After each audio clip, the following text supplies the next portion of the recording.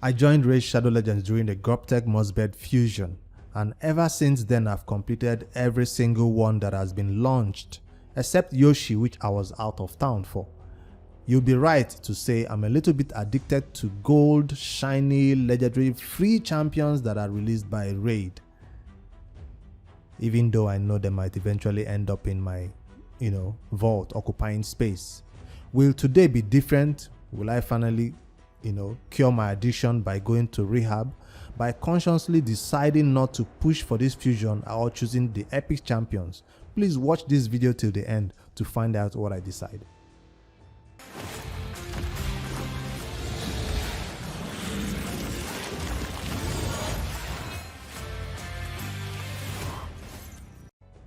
Alright, there are two main reasons why every player will decide to go for a fusion or decide to just relax. The two main reasons is the champions that are being released. Will it be a legendary champion that will change your game, that will bring a lot of control, that will help you in a lot of places or just one place? Will the epics be better than the legendary? That's one reason that somebody might decide to go for it or not. Another reason is resources. Do you have the energy? Do you have the the silver? Do you have the gems to complete this fusion? And also, most importantly, do you have the time? I have all the time and maybe the resources. I'm not sure if I even have the resources, but we'll make do with it. But the champions, I'm not yet sure of. So in this video, I'll take time to view these champions and know which epics are better, whether the legendary champions is also better. Other content creators have already posted videos from the the content creators test server that shows you if this legendary champion is good or not, and so far their verdicts have been a little bit average. They all say it's average. It's not crazy or amazing. It's not going to change your account in any way, except you're just new to the game. So I'm not going to really focus on these legendary champions. I want to see these epics to see if they're as good as they're hyping them out to be. I currently don't know the epics. I currently don't know the abilities. So let's take the time to actually read this out and understand why they are being compared to this legendary champion. The first one, let's not forget about him. Let's just review what he does so we know his role in our team. On his A1, Sigmund removes any shield buffs from one enemy. Like all A1s, it usually targets one enemy, except he's a nuker, which might be an AOE. Also has a 50% chance of removing one random buff, so he has a chance of removing two. Let's just say he's gonna remove two buffs. Why are we saying a 50% chance when we know very well we might increase this 50% chance to, can we increase it? Yes, 60 and 75% chance. Has a 75% chance instead. Has a 75% chance instead when attacking a boss. So for a boss, it might be up to what, 85%. Let's just say 100% of removing shield from bosses and one more, buff. Champions we come across don't usually have a lot of buffs, except you're doing with the Doom Tower, and he is kind of built for the Doom Tower. When they buff themselves, his A1 might begin to strip buffs by 1-1-1. But we don't want the fight to go on that long that we have a lot of buffs to remove, except you're fighting some bosses who is always stealing buffs from you. So his A1 might help you a lot in Doom Tower. That's where I just see this A1 being very useful. So attacks all enemies 2 times. That's on his A2. Each hit has a 50% chance of placing provoke debuff for 1 turn, and a 75% chance of placing 50% decrease attack debuff for 2 turns. So provoke and decrease attack. So he is asking for all the enemies to hit him, but he's decreasing their attack so he doesn't take a lot of damage. That doesn't seem like a problem, because most defensive based champions that have provoke can take the hits that are coming to them. That's how I see a lot of champions who have provoke. Even a rare champion who has provoke can take the hits that is calling for. All you have to do is build them with defense, because they are usually defense based if they have provokes. So this skill isn't really anything special, but the chance is 50% of placing the provoke and a 75% chance of placing decrease So the provoke is 50-50, which can be increased to 60 and 75% chance of placing it. So the provoke is not 100%. I do have a Molly tankard who can place provoke 100%, and there are other champions who can also place provoke for 100%, though they do not include the decrease attack. So we sometimes have a decrease attack champion in the person of Stagnite already decreasing their attack before they can all go hit Molly. So this skill doesn't seem special, although provoke is huge. I don't know why they didn't just make it 100%. He's a legendary champion. Why would you not give him 100% because you added decrease attack? I guess that's where he's falling short in his abilities and skills. Places a shield buff on all allies for 2 turns equal to 30% of this champion's max HP. He's a defensive champion. Now his shield buff will be based on his max HP. So you're telling us not to build him with a lot of defense. You're telling us to mix between defense and HP. And we don't like doing that. Especially if the shield is for 2 turns.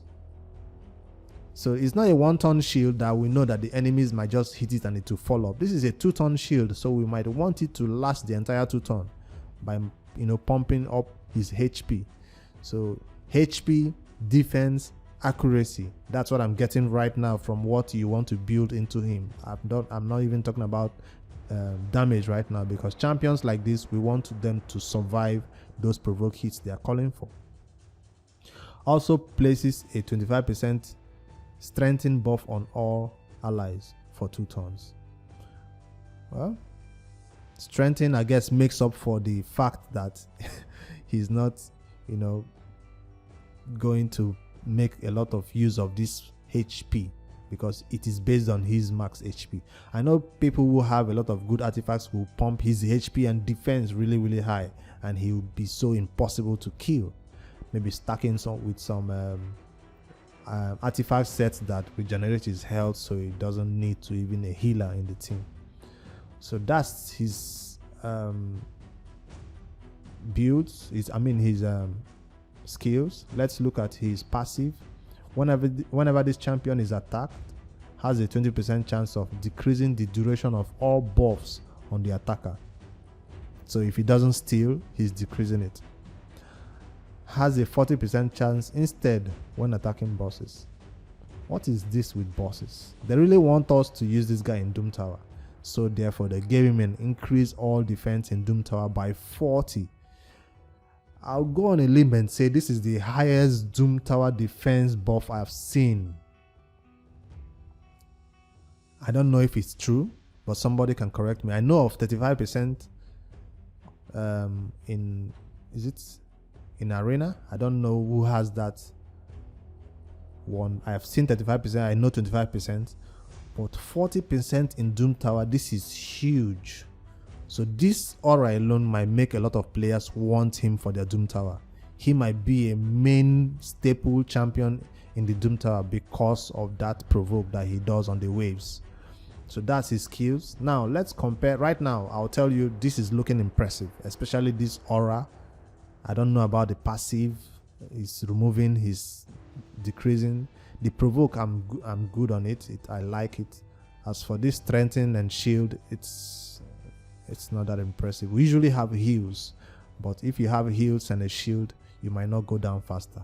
Now that you know what he does, you know that he's not just comparable to every epic out there. He's a little bit above an epic. You've seen his skills. He has a lot of skills. He's not 1A1, A2, and A3. No, he has a lot of things going on with his skills.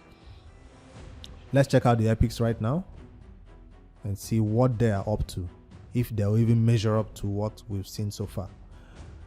How do I pronounce this name? Duhr the Hungerer. Attacks one enemy, has a 30% chance of placing a stun debuff for 1 turn. Nah. 1 turn stun. Places a 30% reflect damage, that is good, for 2 turns. A 15% and continuous heal buff on all allies for 1 turn, that's also good. Then heals them by 15% of their max HP, not his max HP. What is this based on? Attack. So okay, He's a healer, that's what I'm getting. Then it revives 2 random allies with 50% HP. Then fills their Demytha by 50%. He's also a reviver. For the demon spawn, I don't know if we should have time to even look into the demon spawn to consider if they have a reviver already. I don't want to make this video too long, so you might compare this. If you already have a reviver in your demon spawn faction wars, then this dude might just be, you know, sitting in your vault. So, but if you do not have a reviver, this is what I think this is his best skill right here. Not even this one is just a normal heal. Anybody can heal, but the revive, not everybody can revive and also do a Demytha increase. Yes, he has a aura of faction crypts, because I know that's where a lot of people will need his, you know, revive. Nothing else. I don't think any of his skills is special. Thylessia, she's looking great. Whoa. No comment, no comments. On the A1, attacks one enemy, has a 50% chance of applying debuff spread. Who does that remind me of? I have a legendary champion, Vizier, debuff spread. But she has a 50% chance, it's not guaranteed. Vizier's A1 is also not guaranteed to apply debuff spread. Taking one random debuff from the target and placing it on all, that's not impressive. Vizier does it for I think it's 2 debuffs, right? Yes. So on the target, placing it on all enemies under hex. Oh, has a visit is even conditional. If the enemies are not under hex, this debuff spread doesn't transfer to them. So this is useless, except you have to pair with somebody who does hex. But I guarantee you, one of her abilities might want to place hex, because she has this condition now of spreading debuffs if there are hex on the enemies. Just 1 debuff though. Attacks all enemies, increase the duration of all debuffs on all enemies by 1 turn. Not impressive. Attacks all enemies, places 60% increased defense debuffs for 2 turns. Not impressive. See, I knew there would be something to do with hex. When attacking enemies under decreased defense, has a 50% chance of placing hex. So this is a passive. So she has AoE here. Oh, this is decreased defense. So for Knight Revenant, again, I don't know if this is a faction war champion, but I don't think this has, you know, skills are good for faction wars. Like, they don't look like somebody you bring into your faction war team. I'm telling you, this is not the champion. She's gonna go straight to the vault when I get her. That's even if I don't use her as food for somebody who I'm trying to level up. Scabrius, he's trying to look like that guy that dies and comes back to life and then goes ham. I forgot his name. Brachus, the shifter, I think. Yes. And on his A1, they all attack one enemy. Has a 50% chance of placing 5% debuff. Poison debuff, I mean, for 2 turns. Okay. Attacks all enemies. 75% chance of placing leech debuff for 2 turns. Just leech. Already the A1 and the A2 is looking like trash for me. Except you're looking for somebody to do leech, and no, you don't look for somebody to do a poison. A rare can do more poison than that. Attacks all enemies, has a 75% chance of placing leech debuff for 2 turns. No, I've already seen this one.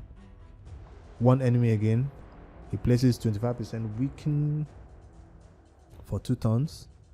Increase attack on this champion for 2 turns if the weaken debuff is placed. So if he's not a damage dealing champion, why are you increasing his attack? I don't see any skill that we don't know his multipliers yet, so I guess we'll have to wait for that. Oh, this is why. Okay, his passive damage increases by 20% when attacking enemies under poison. So I guess this is why he's putting this increased attack on himself. So does that mean we don't need to bring in increased attack when he's on the team? Nah, you need somebody to do increased attack for your entire team. especially if you're using other nukers. He doesn't look like a nuker that can do it all on his own, even if he has a passive that is...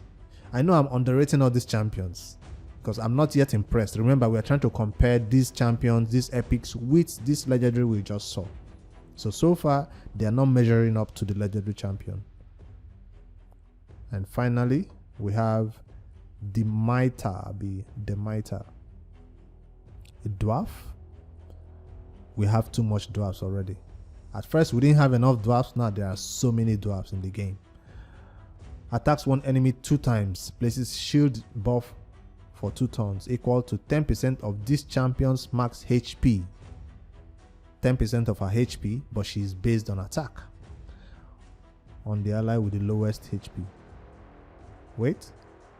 Places a shield buff for 2 turns equal to 10% of her max HP on an ally. Oh, she doesn't place the shield on herself. She puts it on an ally that has lowest HP. But if she is the one with the lowest HP, I think she'll put the shield on herself.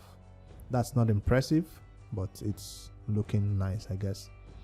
Increase the duration of all ally buffs by 1 turn. We've already seen that in somebody else. Then decreases the duration of all ally debuffs by 1 turn. Okay, so it's like a, almost a strip, I guess.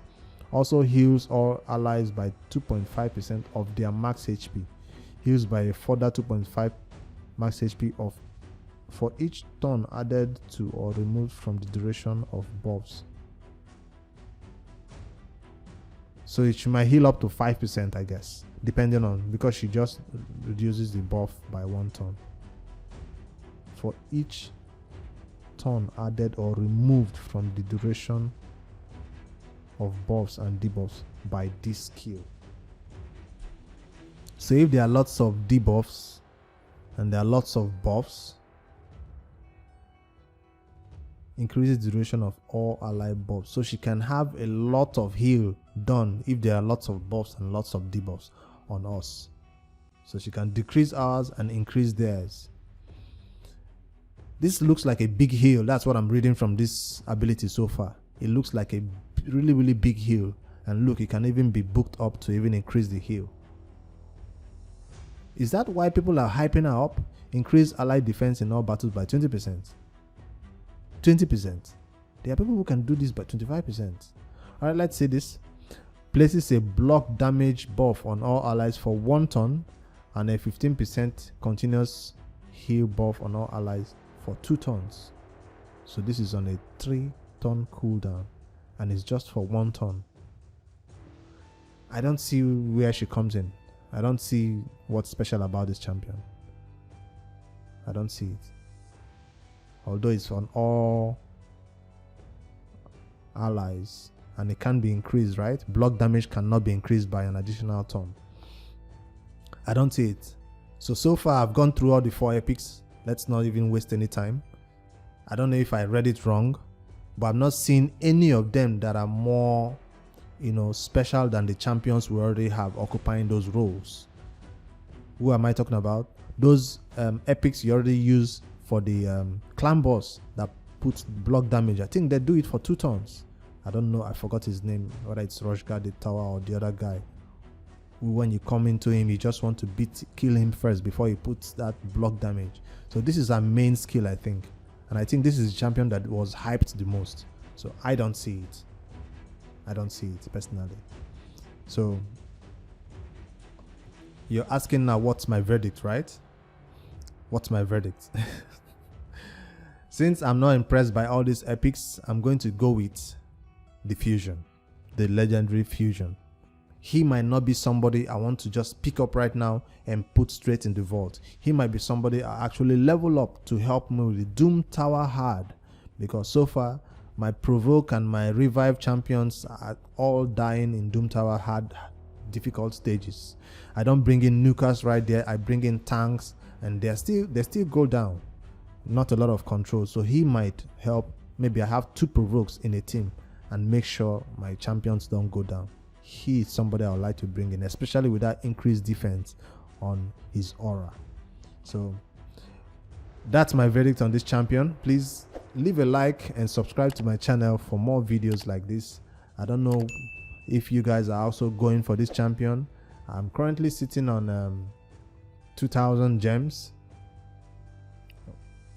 and Spider has started, so we are pushing for it. If you're looking for a fusion prep or fusion timetable, Jofly Elite has posted this. I don't know, his BG is going to give us his Excel sheet this week, so I'm going to be looking at this while we go towards this fusion, though I cannot type this in. Maybe you can print it out and write on it, I don't know, but it's supposed to guide you so you don't miss out on any events, and maybe pick some extra fragments along the way and skip out some events. We don't know yet which one we're skipping or not, but right now I'm going for 100% of the legendary. So I guess you could say my addiction to shiny legendary champions that are released by Plarium has not been cured this time. I'll see you guys in the next video. My name is Bricks5D and I'm out.